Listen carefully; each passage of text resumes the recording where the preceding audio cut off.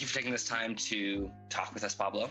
My pleasure. So just to start, I asked that you could just introduce yourself and tell us where you're working and what you do at that job. So my name is Pablo Englebian, and I currently work for Lejeune Association Management in The Hague in the Netherlands, which is a company that manages industry consortia and associations. There, I act as regulatory affairs manager for several European industry associations. Can you tell us a little bit about what you did right after graduating from McGill? So after graduating, I was still not certain about my career path.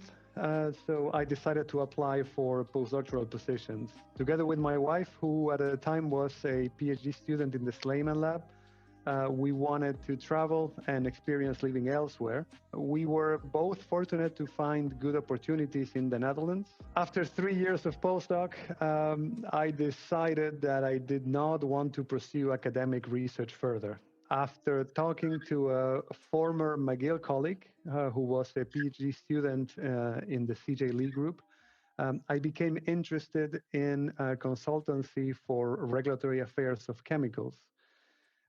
And when there was an opportunity within his company to recruit a chemist, I ended up getting hired there. Were there any opportunities that you had while at McGill, say like extracurriculars or something like that, that were helpful for you in your current job or helped set you up? I think that there was not one specific thing, but there are some experiences that I got while I was there that I think were the first time that I got to do things. So during my time at McGill, I participated together with Chris Corbet, who is also participating of the panel. Jointly, we organized a student-invited lecture that was called the McSILS at the time, at least, where we invited Professor Ken Haug from UCLA to come give a lecture and participate of a day with students. And that's something that I also get to do in my daily work because we organize events and, well, in these days of COVID, webinars a lot. To connect with speakers from within the associations and also externally. So interacting with speakers and getting to participate in our events is also something that I do. Could you tell us about the skills that you developed in graduate school and how that helped with consulting? One thing I realized that it's very important to learn the basics well. Because this can be applied to many different areas, sometimes areas that you didn't think of before. So having a good basis of general chemistry, organic chemistry, inorganic chemistry, physics, calculus, they all became useful to me at one point or another in my work as a postdoc, of course, but especially when I became a consultant and understanding all these different guidance documents that are coming and interfacing with very different people. Right now, you're still kind of thinking about chemistry on a day-to-day basis, even though you're not in a lab. Yeah, no, totally.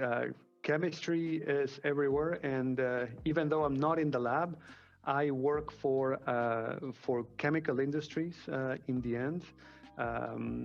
So it's more on the business side, but still I interface with very large chemical concerns every week, be it BASF or Dow Chemical or Shell.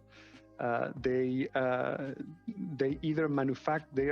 either directly members of the associations I work for, or they are suppliers to the association members. So therefore, they are interested parties in making sure that the things are done in the proper way. Do you have any advice for other international students who are studying at McGill now about how to succeed outside of their home country? My best piece of advice is enjoy your time in Montreal, enjoy what you're doing, enjoy where you are, get involved in the local culture, and network as much as possible. You never know when it can be handy to use a contact you had from your time at McGill. The world is very small in the end. So what's one piece of advice that you might give to students who are seeking a job outside of academia? My strongest advice is find out where your passion is and see what you can do to follow it.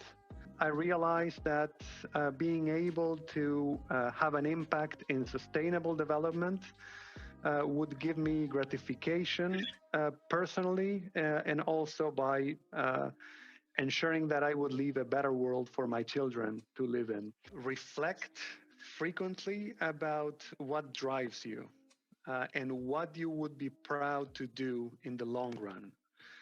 You can make your own path as long as you have the willpower and the determination to follow it. I want to say thank you, Pablo, for taking the time to talk with us. No problem. My pleasure.